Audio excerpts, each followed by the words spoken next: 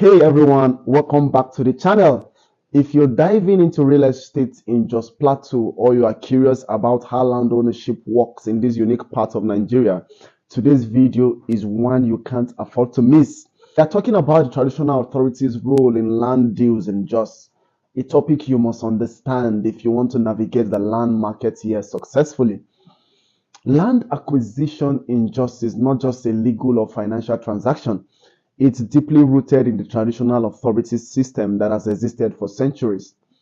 And if you don't respect these systems, you can run into serious problems down the road. So stay with me as I break down everything you need to know about traditional rulers, their influence, and how you can buy land the right way in Jos. But before we dive into the details, don't forget to like, share, and subscribe to my channel. I post video every week on real estate in Jos Plateau and in Abuja.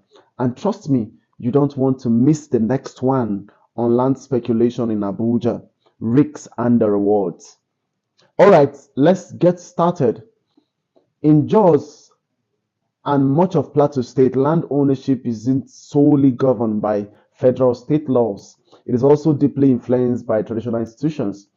Traditional rulers, chiefs, and village heads play an integral role in the administration of lands. Historically, these leaders held authority over land in their communities, which has carried over into modern land transactions.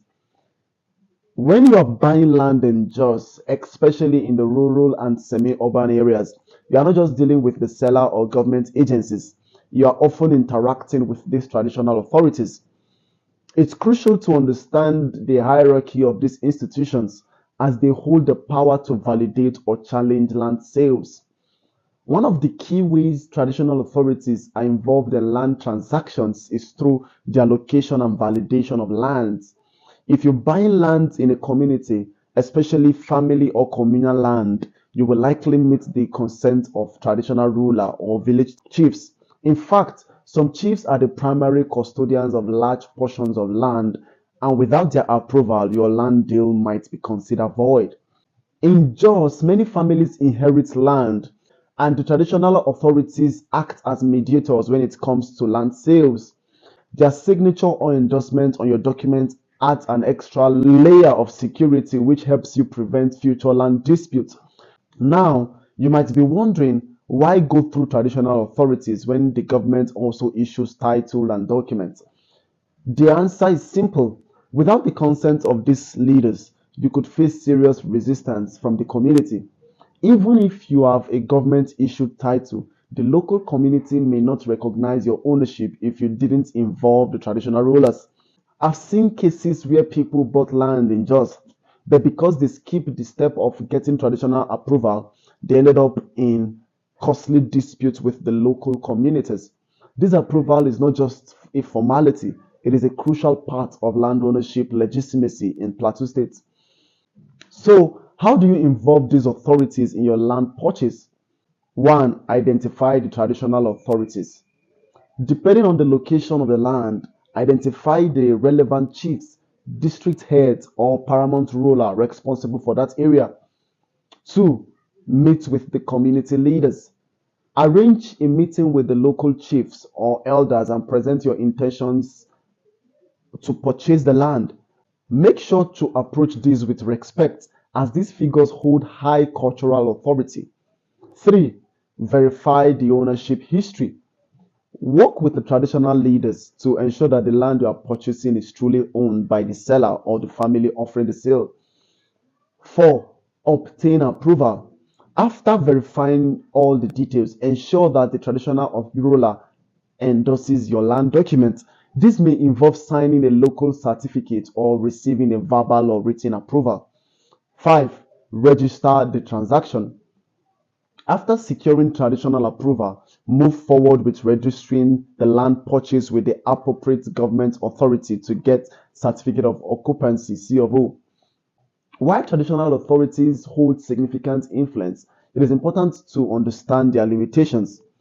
Land transactions are still governed by Nigerian laws, such as the Land Use Act, which grants land ownership to the government. So, Even after you've gotten traditional approval, you still need to ensure that your purchase is recognized by the legal system. Without registering your land with the government and securing legal titles like the certificate of occupancy, your land ownership remains unofficial and you can face legal challenges. The key is to balance traditional approval with legal validation. As you can see, traditional authorities in Jos Plateau are a key part in the land transaction process.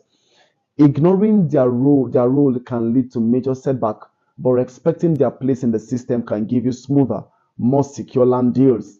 So, if you are planning to buy land in Jos, make sure you approach it respectfully and carefully by involving the local chiefs and elders. By doing this, you are not just protecting your investment but also contributing positively to the community. If you found this video and this information useful, please make sure to like, share, and subscribe to this YouTube channel. Drop a comment below if you have experiences with land purchases in Jos, or if you have any questions on how to get started.